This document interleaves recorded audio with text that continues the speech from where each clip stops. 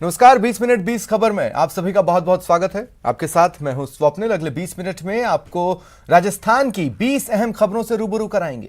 तो चलिए शुरू करते हैं 20 मिनट में 20 खबरों का सिलसिला।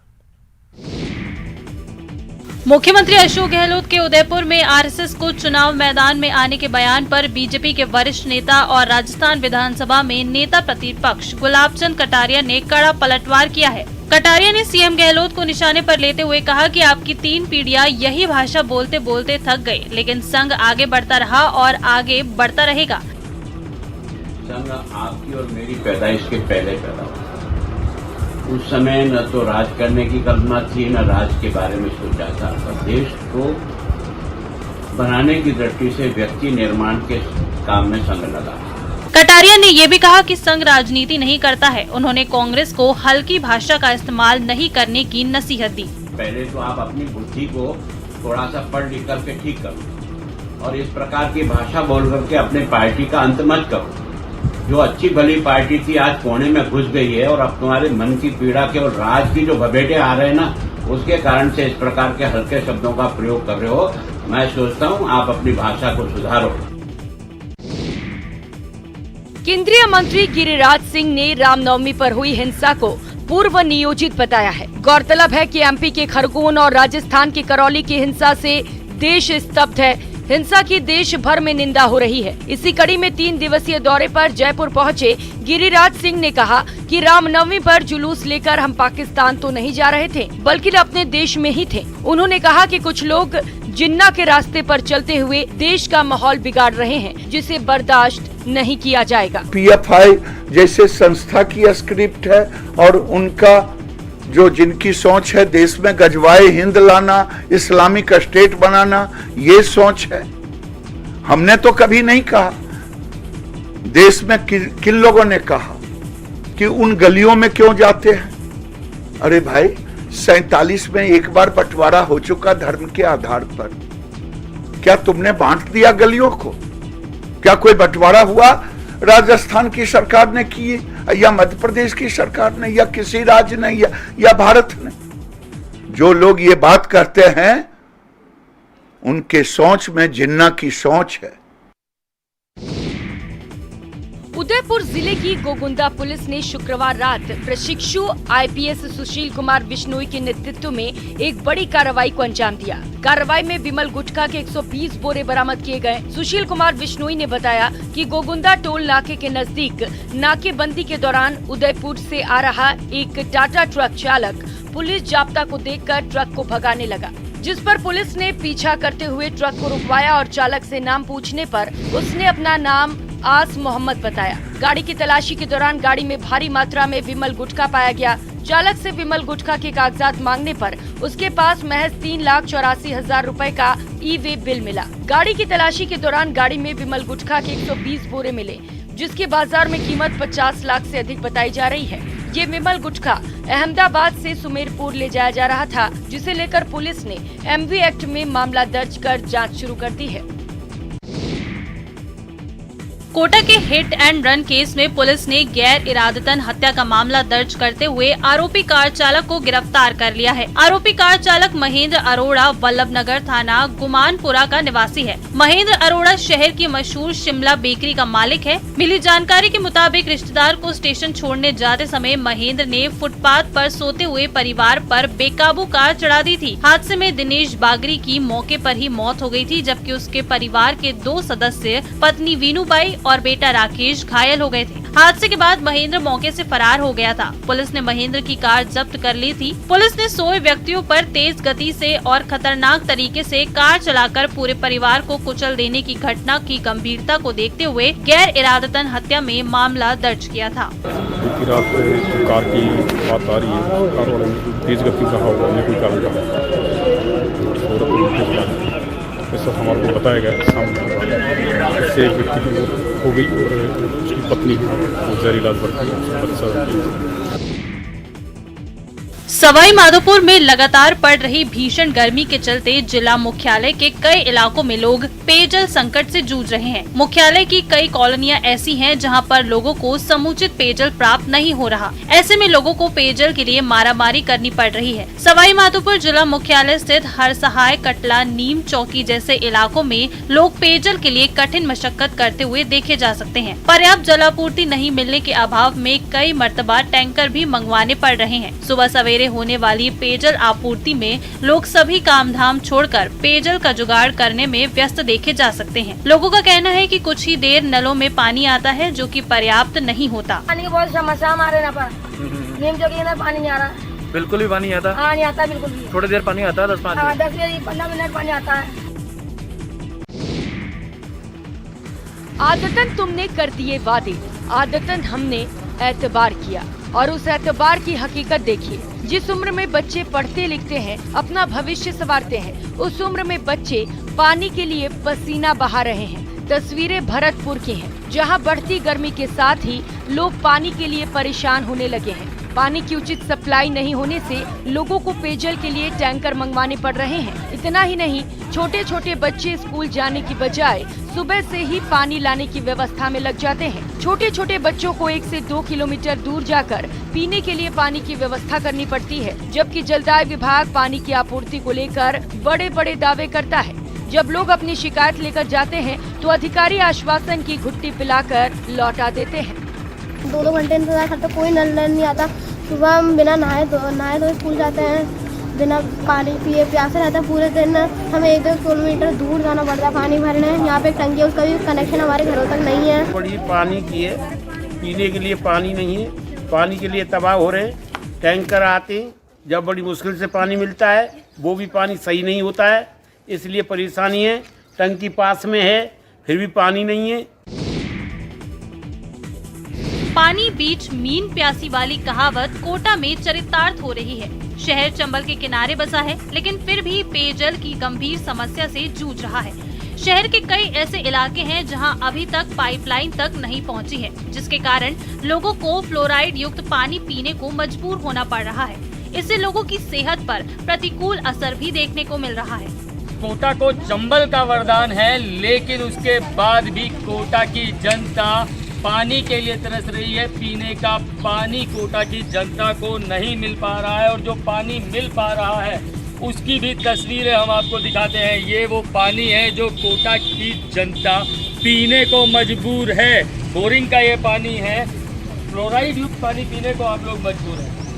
बिल्कुल, ये पानी यहाँ का जो दूषित पानी है, TDS से बोरिंग का पानी है, वो 900 से लेके 2000 तक TDS का पानी है। और बारिश के टाइम पे तो TDS और बढ़ जाता है, 2200 तक हो जाता है। ये कौन सा दुर्भाग्य है यहाँ की जनता का। सवाई माधोपुर जिले की सीमा पर 138 करोड़ रुपए की लागत से इसरदा बांध का निर्माण कार्य चल रहा है। इस पर अब तक 696 करोड़ रुपए खर्च किए जा चुके हैं। 2004 में इस बांध की नींव रखी गई थी। 31 में से 28 ब्लॉक के फाउंडेशन से लेकर गेट तक का काम अब पूरा हो चुका है। लगभग 40% काम पूरा होने वाला है। उम्मीद की जा रही है कि 2023 में ये कार्य पूर्ण हो जाएगा। उसके बाद 4 जिलों के लिए इसरदा बांध वरदान साबित होगा। अगले साल तक बांध में करीब 4 TMC पानी रोक लिया जाएगा। इसरदा बांध 4 जिलों के 1096 गांवों के लिए वरदान साबित होगा। इसरदा बांध परियोजना 1021 करोड़ की महत्वाकांक्षी पेयजल परियोजना है। पेयजल हेतु बांध निर्माण की परियोजना अभी इस समय बांध में नींव की खुदाई का कार्य और बांध में मिट्टी का कार्य चालू है, और हमने मिट्टी का बांध भी हमने बनाना इसका शुरू कर। ये जो गवर्नमेंट ऑफ राजस्थान इस इसरदा बांध का निर्माण करवा रही है, करोड़ों का बांध है ये, इसकी लागत करोड़ों की है। और इससे जो है वाटर लेवल है यहाँ का, जो आसपास के क्षेत्र है पूरा करीब जो है 60-70 गाँव हैं, उनका वाटर लेवल बढ़ेगा। श्रीगंगानगर की जीवनदायिनी गंगनहर में नहर बंदी के दौरान हो रही साफ सफाई सिर्फ खानापूर्ति साबित हो रही है। सांसद निहाल चंद मेघवाल के नेतृत्व में बीजेपी कार्यकर्ताओं का एक शिष्टमंडल ने साफ सफाई का निरीक्षण किया, जिसके बाद सांसद ने आरोप लगाया कि राजस्थान सरकार ने पंजाब सरकार को 2 करोड़ की राशि सफाई कार्य के लिए जारी की है, लेकिन सफाई का कार्य सही ढंग से नहीं किया जा रहा। उन्होंने कहा कि पंजाब सरकार ने तब तक तो सफाई के टेंडर ही नहीं जारी किए थे। आनन फानन में पंजाब के अधिकारियों ने कार्य शुरू कर दिया, लेकिन इनके पास साफ सफाई के लिए पर्याप्त संसाधन ही नहीं है। नहरों की प्रॉपर सफाई हो और किसानों को प्रॉपर मात्रा में पानी मिले। अब आपका अगला कदम क्या होगा? क्या केवल निरीक्षण ही पर्याप्त है? निरीक्षण पर्याप्त नहीं है। हम कलेक्टर के मार्फत सीएम को ज्ञापन भी देने जा रहे हैं और उनको चेताएंगे, अगर इसी तरीके से चलता रहा तो गंगानगर बर्बाद होने की कगार पे आ जाएगा। गंगानगर की जीवनदायिनी नहर गंग नहर है और इस गंग नहर को इस तरीके से इग्नोर नहीं किया जा सकता। डीसिल्टिंग का काम होता तो हम प्रॉपर मात्रा में पानी ले पाते, पानी लेते तो हम बिजाई कर पाते। कभी काले पानी के नाम से पहचान रखने वाले रेगिस्तानी बाड़मेर जिले को जब रिफाइनरी जैसे बड़े प्रोजेक्ट की सौगात मिली तो ऐसा लगा जैसे अब बाड़मेर जिले की तस्वीर बदल जाएगी, लेकिन ऐसा हुआ नहीं। जी हाँ, हर बार की तरह इस बार भी राम के रूठने के साथ साथ राज भी रूठ गया है। दरअसल 45 डिग्री के इस तापमान में जब पानी ही नसीब नहीं होगा तो वाजिब है कि अकाल की छाया ही देखने को मिलेगी। यही वजह है कि बाड़मेर जिले के कई इलाके इन दिनों भयंकर अकाल की चपेट में है। हालात ये हो गए हैं कि चारे पानी के अभाव में सैकड़ों की संख्या में गौवंश दम तोड़ चुके हैं। आपके टीवी स्क्रीन पर चल रही ये तस्वीरें खुद अकाल की भयावह स्थिति बयां कर रही हैं। ये एक कांजी हाउस है और कांजी हाउस में नगर पालिका शहर में आवार पशु करके यहाँ रखती है 7 दिन के लिए। 7 दिन के बाद छोड़ने की व्यवस्था करती है। कहाँ छोड़ने की व्यवस्था? क्या वैकल्पिक व्यवस्था क्या है? खाने की व्यवस्था उसके बाद कर नहीं सकती और गवर्नमेंट की तरफ से अलग बजट है नहीं, न प्रावधान है। प्रावधान होने के कारण ये पशु हमने 7 दिन यहाँ रखे और वापस को छोड़ दिया। हम भी किसान हैं, मगर इस सारे की कोई जांच नहीं होती है। बाजरी का है या जवार का है या गेहूं का है या चने का है, इसका कोई मालूम नहीं है और सारा भी भरपूर देते नहीं है। और इस गौशाला के अंदर कम से कम 5-5, 10 दिन मरे हुए पड़े रहते हैं। भीषण अकाल को देखते हुए बाड़मेर जिला कलेक्टर लोकबंधु यादव ने कुछ गांवों में पशु शिविर खोलकर कुछ राहत तो दी, लेकिन जिम्मेदार अपनी जिम्मेदारी से मुंह मोड़ते नजर आ रहे हैं। यही वजह है कि नगर परिषद की संचालित इस नदी गौशाला में दर्जनों की संख्या में चारे पानी के अभाव में गौवंश ने दम तोड़ दिया। ऐसा नहीं है कि केवल बालोतरा में ही ये स्थिति है, बल्कि जिले भर में प्रत्येक ब्लॉक की यही हालत है। अजमेर के गंज थाना इलाके के भोजनशाला के पास शुक्रवार रात एक गैस चूल्हे के गोदाम में अचानक आग लग गई। देखते ही देखते आग ने विकराल रूप धारण कर लिया। आग की सूचना मिलते ही स्थानीय लोगों ने अपने स्तर पर आग बुझाने का प्रयास किया और फायर ब्रिगेड को भी सूचना दी। इसी बीच गोदाम मालिक भी मौके पर पहुंच गया। करीब 1 घंटे की मशक्कत के बाद आग पर काबू पाया गया, लेकिन तब तक गोदाम में रखा सामान पूरी तरह से जलकर खाक हो गया था। गोदाम में रखे गत्ते और कार्टन ने तेजी से आग पकड़ ली और फैलती गई। आग से किसी तरह की हानि नहीं हुई, लेकिन गोदाम में रखा सारा माल जलकर खाक हो गया। फिलहाल गंज थाना पुलिस मामले की जांच कर रही है। गैस भट्टी और चूल्हे, गैस स्टोव्स वगैरह है, एलपीजी स्टोव्स वगैरह जो गत्ते की पैकिंग में आते हैं, उन गत्तों में शायद शॉर्ट सर्किट की वजह से आग लगी है। अभी सुबह होने पे मालूम चलेगा किस वजह से हुआ है। अभी फिलहाल ये अभी 8:30-9 बजे के आसपास की बात है। हम दुकान मंगल करके 8:30 बजे चले गए थे। 9 बजे हमारे पड़ोसी हैं, इनसे अच्छा व्यवहार है, इन्होंने फ़ोन किया, उन्होंने बताया कि भैया आग लगी हुई है। तो मैं भागता हुआ आया, फिर खोल के दरवाज़ा खोल के, जब तक मेरे पास में गैस बुझाने के सिलेंडर्स थे उससे काम किया। जब तक अग्निशमन वाहन आ गया था तो उन्होंने अपना काम किया। दुकान और गोदाम दोनों ही हैं। शॉर्ट सर्किट के कारण आग लगना पाया गया और अग्निशमन की गाड़ी है मौके पर, जिसके कारण आग पर काबू पाया गया। किसी प्रकार की कोई जनहानि नहीं हुई है। जिसे आप में से कोई लोग कबाड़ खाना समझने की भूल कर रहे हैं, उसकी हकीकत आपको हैरान कर सकती है। जी हाँ, ये अस्पताल है, लोगों को सेहत की दवा देने वाला, लेकिन इसकी अव्यवस्था की कहानी यहीं खत्म नहीं होती। इसकी पोल तब खुली जब भरतपुर सांसद रंजीता कोली ने अस्पताल की सुध ली। तस्वीरें वैर सीएससी सेंटर की है। सांसद के निरीक्षण में न कोई डॉक्टर मिला और न ही मरीजों को लाने के लिए कोई एम्बुलेंस दिखी। इस दौरान अस्पताल में मौजूद मरीजों और उनके परिजनों से सांसद रंजीता कोली ने बात की तो उन्होंने अस्पताल के हालात बताए। मरीजों ने कहा कि अस्पताल में ना तो कोई डॉक्टर रहता है और ना ही मरीजों को समुचित इलाज मिल पाता है, जिसे लेकर सांसद रंजीता कोली ने सीएमएचओ को फोन पर सारी जानकारी मांगी तो सीएमएचओ ने कहा कि व्यवस्थाओं को सुधारने के प्रयास किए जाएंगे।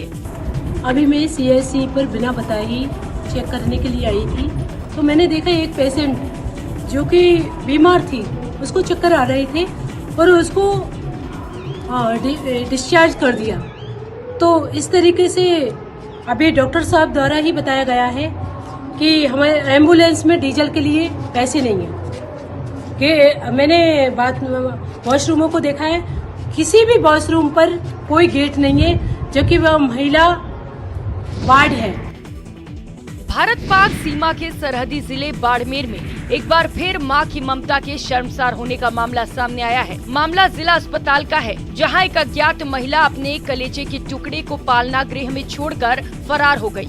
मिली जानकारी के मुताबिक जिला अस्पताल में रात करीब 12 बजे कोई अज्ञात महिला एक नवजात बच्ची को पालना गृह में छोड़कर फरार हो गई। अस्पताल के कर्मचारियों ने पता चलने पर नवजात को महिला और शिशु अस्पताल के आईसीयू वार्ड में भर्ती कराया। इस दौरान शिशु रोग विशेषज्ञ डॉक्टर हरीश चौहान ने नवजात की जांच की। डॉक्टर हरीश चौहान के मुताबिक नवजात पूरी तरह से स्वस्थ है। गौरतलब है कि बाड़मेर जिले में मां की ममता के शर्मसार होने का ये पहला मामला नहीं है। एक साल में करीब 8 से 10 माताएं अपने कलेजे के टुकड़े को इस तरह लावारिस हालत में छोड़कर जा चुकी हैं। इस बार काफी 3-4 महीने के पश्चात एक शिशु फीमेल चाइल्ड है तो पालना गृह में परसों 13 तारीख को रात को 11:15 बजे रिसीव किया था हमारा स्टाफ ने। फीमेल चाइल्ड है, 2 दिन बच्चा ऑक्सीजन पे था। अभी बच्चा एकदम स्वस्थ है और उसका वजन, जन्म का वजन था 2 किलो 390 ग्राम। अभी बच्चा ठीक है और फीडिंग करा रहे हैं।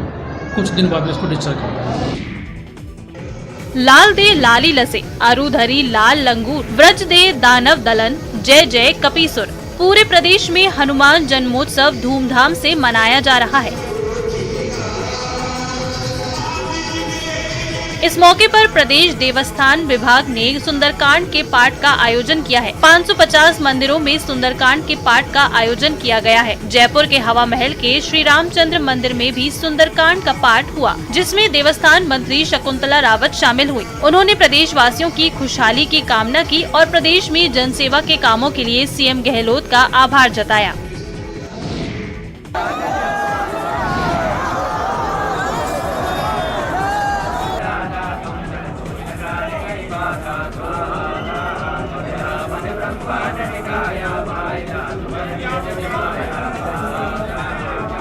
सब सुख लहे तुम्हारी सरना, तुम रक्षक काहू को डरना। तस्वीरें दौसा की है। हनुमान जन्मोत्सव के पावन अवसर पर दौसा के महतपुर बालाजी मंदिर में श्रद्धालुओं का तांता लगा रहा। इस दौरान मंत्री ममता भूपेश भी अपने पति आईएएस घनश्याम बैरवा के साथ मंदिर पहुंची और बालाजी के दर्शन किए। उन्होंने बालाजी की पूजा अर्चना की और पाठ भी किया। उन्होंने प्रदेश में सुख शांति की कामना की। इस अवसर पर मंदिर ट्रस्ट ने मंत्री ममता भूपेश की आगवानी की और उन्हें बालाजी महाराज की प्रसादी दी।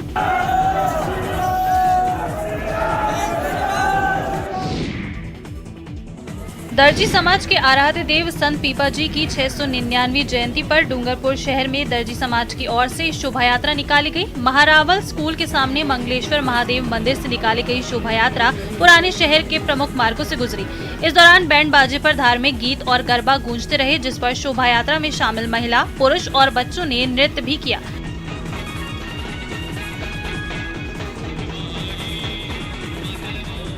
शोभा यात्रा में संत पीपा जी की तस्वीर और झांकियां आकर्षण का केंद्र रही। वहीं घोड़ों पर सजे धजे बच्चे बैठे हुए थे। शोभा यात्रा पुराने अस्पताल, सोनिया चौक, मानक चौक, दर्जीवाड़ा, कानेरा पुल, मोची बाजार होते हुए वापस मंगलेश्वर महादेव मंदिर पहुंची। मंदिर में भगवान की आरती उतारी गई। इसके बाद शहर के उदय विलास रोड पर बनेश्वर शिवालय में भजन कीर्तन और धार्मिक कार्यक्रमों का आयोजन किया गया। वहीं महाप्रसाद के साथ समापन भी हुआ। डूंगरपुर जिले में भी राजस्थान पुलिस स्थापना दिवस समारोह बड़े धूमधाम से मनाया गया। इस मौके पर पुलिस लाइन ग्राउंड में सेरेमोनियल परेड का आयोजन हुआ।